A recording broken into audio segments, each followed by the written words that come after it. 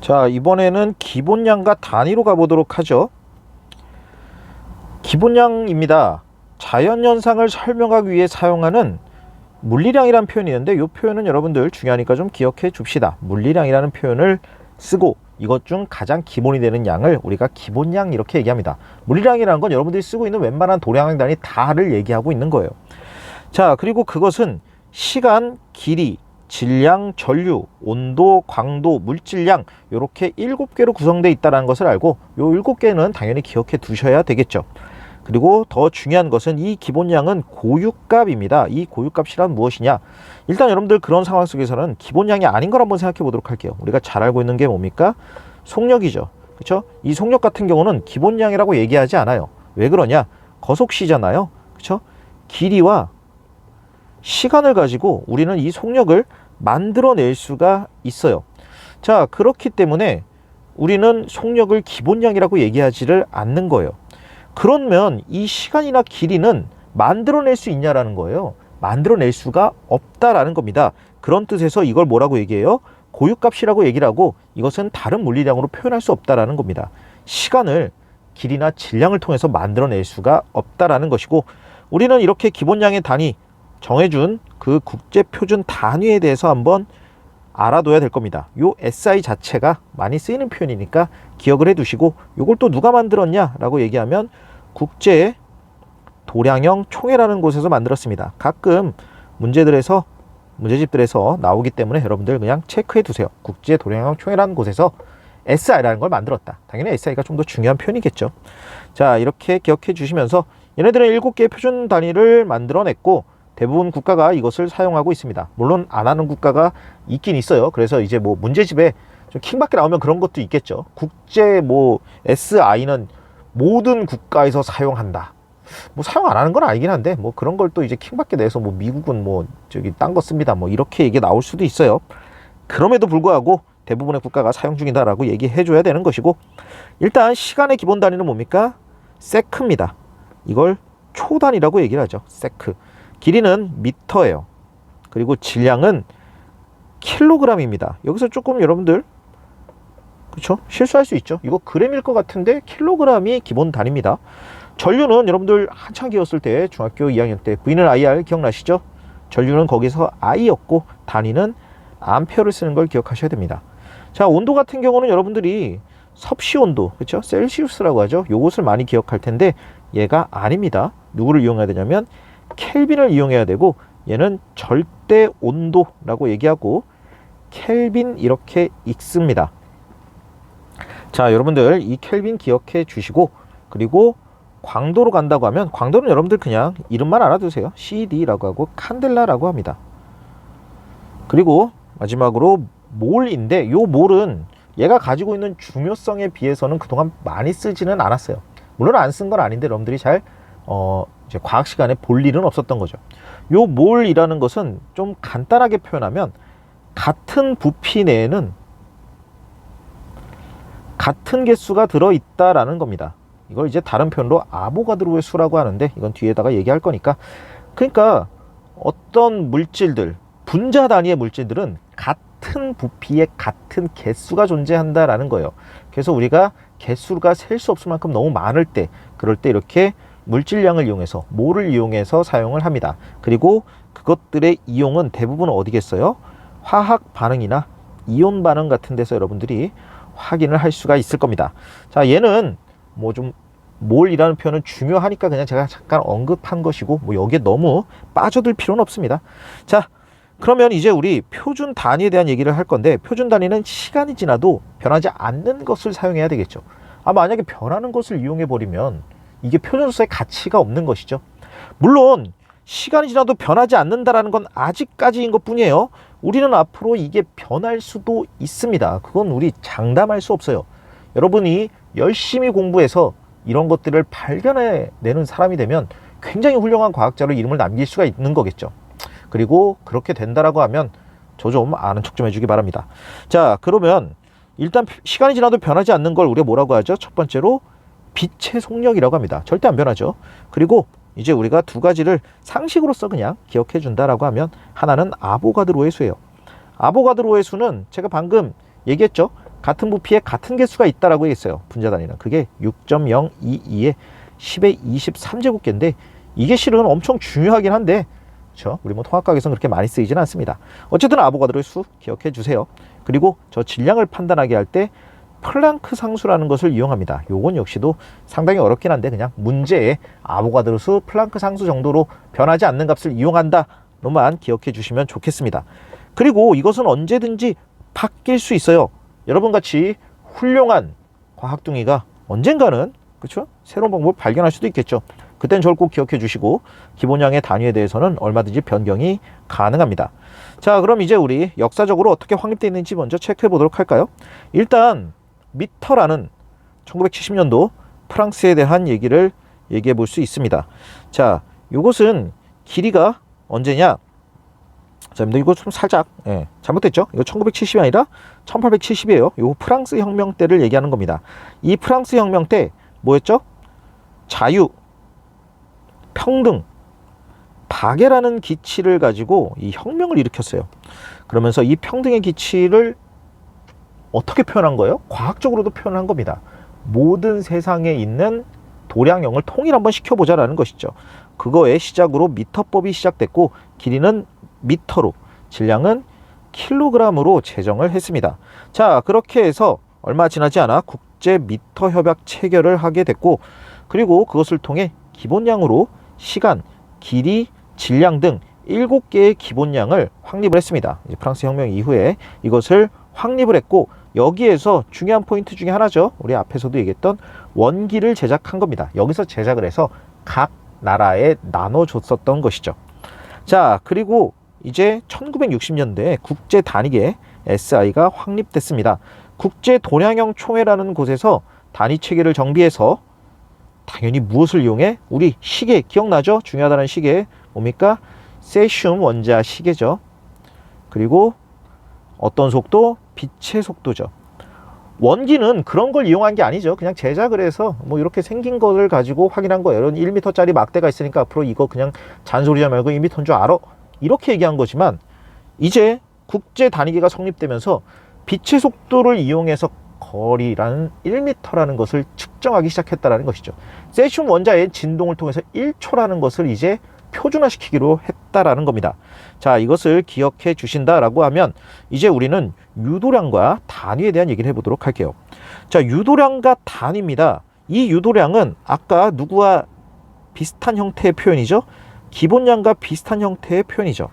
그러니까 이 유도량은 누구로부터? 기본량으로부터 유도된 물리량을 우리가 유도량이라고 얘기를 합니다. 그리고 이 유도량은 굉장히 많을 수밖에 없어요. 왜냐하면 7개를 가지고 조합을 할 수 있기 때문이죠. 그래서 7개의 기본량의 단위를 뭐예요? 여기에서는 곱하거나 그렇죠? 나누어서 덧셈뺄셈으로 여러분들 여기서 크게 의미는 없습니다. 곱하거나 나누어서 만들어내는 거예요. 유도량은 그렇게 해서 될 수 있는 기본량의 단위의 조합 유도량이라고 하고 우리 그것들에 대해서 한번 보도록 하겠습니다. 대표적으로 속력을 한번 보도록 해요. 속력 같은 경우는 시간분의 거리로서 판단할 수 있죠. 이 시간이라는 것은 기본량인 누가 됩니까? 세크가 될 거예요. 그리고 거리라는 것은 기본량인 누가 되는 것이죠? 거리라는 기본량인 미터가 될 거예요. 그래서 우리는 속력을 어떻게 표현하죠? 미터 퍼 세크로 표현합니다. 그리고 속력의 기본 단위는 미터 퍼 세크예요. 왜냐하면 기본량으로 표현을 해야 되기 때문입니다. 자, 이렇게 우리가 속력에 대한 이런 걸 뭐라고 한다고요? 유도량이라고 합니다. 이게 길이와 시간에 대한 기본량으로 만들어졌다라고도 표현할 수가 있어야 되겠죠. 자, 그러면 이제 우리 여러 가지 유도량과 단위에 대해서 한번 보도록 할게요. 자, 처음에 넓이입니다. 넓이는 무엇임을 알고 있죠? 우리가 미터 곱하기 미터를 통해 미터의 제곱으로 만들어짐을 알 수가 있어요. 그렇다는 얘기는 길이 곱하기 길이를 한 것이죠. 기본량과 기본량을 곱해서 만들어졌음을 여러분들이 확인할 수가 있습니다. 미터 하나로만 이루어졌어도 얘는 미터 제곱이기 때문에 넓이는 유도량입니다.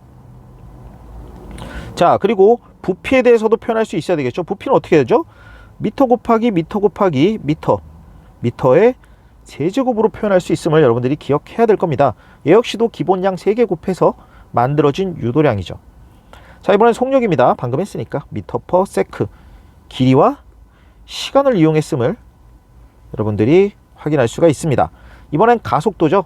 자, 가속도라는 것은 미터 퍼 세크의 제곱으로 기억을 하게 될 겁니다. 어디서 기억을 했죠? 여러분들 중력 가속도 할 때 다 했잖아요. 9.8 미터 퍼 세크 제곱으로 표현을 했었죠.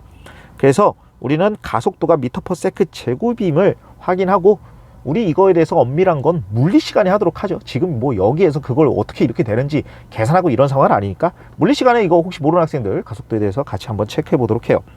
자, 그리고 얘는 길이와 결국 시간의 개념을 이용해서 만들어낸 것이죠. 자, 힘입니다. 아이고, 이거는 그 위대함이 거의 치사량 수준이죠. 근데 우리가 따로 배우지는 않아요. 이 힘을 어떻게 계산하냐 라고 했을 때, 우리가 중학교 때나 고등학교 1학년 때까지는 이걸 별로 그렇게 중요하게 다루진 않습니다. 하지만 고등학교 2학년이 되면 또 엄청 중요하게 다뤄요. 우린 그럼에도 불구하고 이건 알고는 있어야죠. 그냥 이게 지군이라면 알고 있어야 될 공식, F는 MA입니다. 자, 이 F는 MA이고, MA 값은 단위가 뭐였죠? 우리가 킬로그램으로 알고 있었어요. 그럼 A의 단위는 뭐겠습니까? 아까 가속도니까 미터 퍼 세크의 제곱이겠죠. 얘네들을 뭐 했어요? 곱했습니다. 힘이라는 건 F는 MA예요. 세상 위대한 공식. 그렇죠? 근데 얘의 단위는 킬로그램 곱하기 미터 퍼 세크의 제곱이 되는 것이죠. 그래서 힘의 단위는 킬로그램 곱하기 미터 퍼 세크의 제곱입니다. 그리고 요 단위는 여러분들이 또 잘 알고 있는 무엇으로 표현할 수 있어요? 뉴턴으로 표현을 할 수가 있습니다. 자, 이제는 밀도입니다. 밀도를 하기 위해서 또 되게 중요한 얘기들을 해야 됩니다. 그건 뭡니까? 질량은 부피 곱하기 밀도죠. 여러분들이 이거는 중학교 때 안 하지도 않았고 상당히 중요한 내용입니다. 귀여웠을 때라고 해서 아직도 귀여운 채로 남아서 이걸 잊어먹으면 안 되겠죠. 질량은 부피 곱하기 밀도 꼭 기억해야 되고, 이 단위에 대해서 한번 세팅하죠. 질량은 킬로그램입니다. 부피는 뭐였죠? 우리 미터 퍼 세크의 미터 퍼 세크 제곱이 아니라, 그쵸? 부피는 미터의 세제곱이었어요. 그럼 얘는 나눠서 표현할 수 있죠. 어떻게? 킬로그램 나누기 미터의 세제곱으로서 표현할 수가 있습니다. 중요한 것은 실은 질량은 부피 곱하기 밀도예요. 이걸 통해서 얘를 유도하면 되는 것이고, 억지로 여러분들이 이 수식에 대해서 뭐 밀도는 꼭 이렇게 정리해야지 라고 할 필요는 없습니다.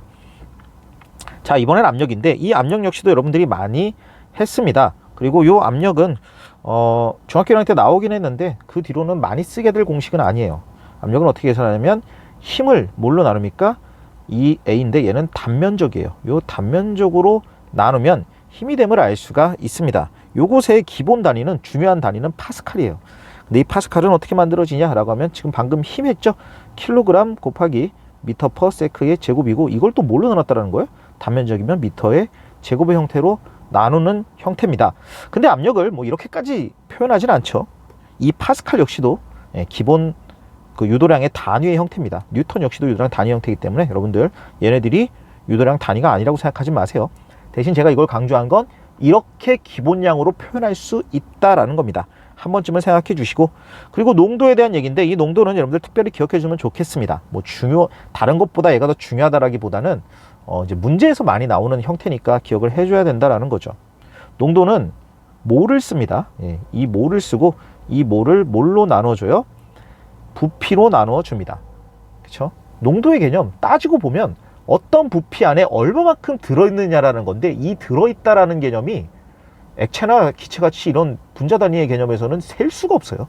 그러니까 이거를 몰로 대체한다, 물질량 몰로 대체한다라는 것이고, 얘는 많이 쓰는 거지만 농도라는 걸 워낙 많이 쓰잖아요. 그러면서 좀 생소한 표현이니까 여러분들이 따로 꼭 기억해서 몰 퍼 미터의 세제곱 이렇게 기억해 주시면 좋겠습니다.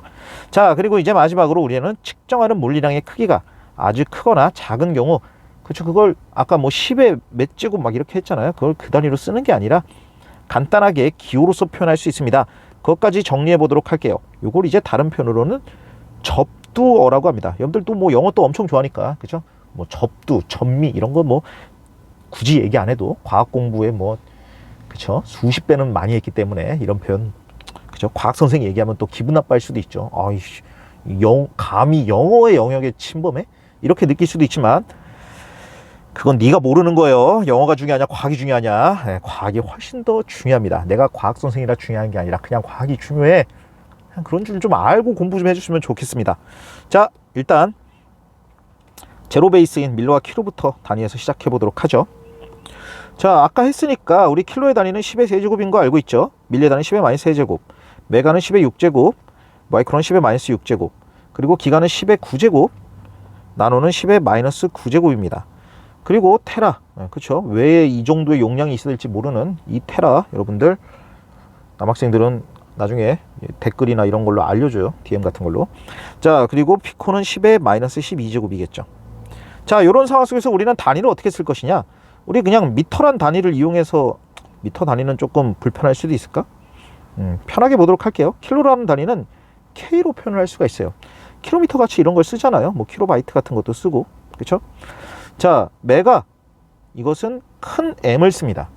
그래서 이제 큰 M, 메가바이트 할 때 이런 표현을 쓰죠. 자, 기가는 큰 G를 써요. 그래서 기가바이트 할 때 이렇게도 표현을 합니다. 그리고 테라죠. 큰 T를 씁니다. 남학생들은 잘 아는 테라바이트. 자, 이제는 밀리로 갈게요. 밀리로 가면 밀리는 작은 M을 써요. 밀리미터 할 때도 우리 뭐 이런 식으로 쓰죠. 자, 그리고 마이크로는 이런 표현을 씁니다. 이게 이제 라틴어로는 뮤로도 표현을 하는데, 이게 이제 마이크로 형태고, 마이크로미터는 이렇게 표현을 합니다. 나노는 작은 n을 써요. 그래서 나노미터 이렇게 쓰고, 피코는 p를 쓰고, 이제 피코미터는 이렇게 표현을 합니다. 자, 하나 얘기했었는데 뭐 펜토 얘기했었고, 펜토 같은 경우는 f를 쓰기는 합니다. 그리고 뭐 페타 제타 같은 경우도 p나 z를 쓰면 되는데, 뭐 거기까지 사용할 일은 그렇게 많지가 않고. 자, 여러분들 우리 이렇게 해서 기본량 단위와 유도량 단위에 대한 얘기를 해봤습니다. 기억해야 될 것들 체크해 보도록 하죠. 일단 뭐예요? 요 7개 기억해 주는 것이죠. 시간과 길이, 질량, 전류, 온도, 광도, 물질량입니다. 그리고 각각 초, 그리고 미터, 특별히 좀 기억해야 되는 거, 이 킬로그램이죠. 왜냐하면 그램을 쓰지 않으니까. 그리고 온도, 이 켈빈을 쓴다라는 거. 그리고 물질량, 모를 이용한다라는 거 기억해 주시고, 국제 도량형 총회와 국제 표준 단위, 요거 이름 정도는 체크해 둡시다. 그리고 중요한 포인트, 변하지 않는 무엇을 이용한다? 빛을 이용하는 것이고요. 아보가드로 상수, 플랑크 상수 이용합니다. 그 중에서 누가 중요합니까? 이 빛의 속력이 중요하겠죠. 그리고 뭐 기억할지 모르겠지만 세슘 원자가 진동하는 것도 변하지 않는 값이 될 수 있겠죠.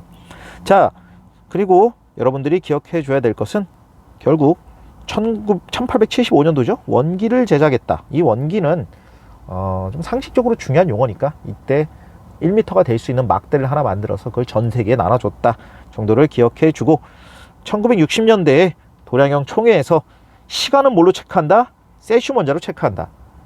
길이는 뭘로 체크한다? 빛이 갔다가 온 시간을 통해서 측정한다. 요것을 여러분들이 같이 꼭 체크해 주시면서, 여기 유도량을 만들어주는, 유도량에 의해서 만들어진, 유도량이다. 그쵸? 기본량에 의해서 만들어지는 유도량의 단위입니다. 그것들 여러분들 수학을 잘 하잖아요. 넓이 같은 경우는 어떻게 해요? 그쵸? 네, 가로 곱하기 세로, 길이 곱하기 길이잖아요. 부피는 가로 곱하기 세로 곱하기 높이. 그러니까 길이를 3번 곱한 거잖아요. 뭐 이런 식으로 속력 같은 거 미터 퍼 세크니까 이런 식으로 확인할 수 있고, 그리고 여기 뭐 위대함의 치사량인 FMA 같은 거는 상식으로서 기억을 해주시면 좋겠습니다.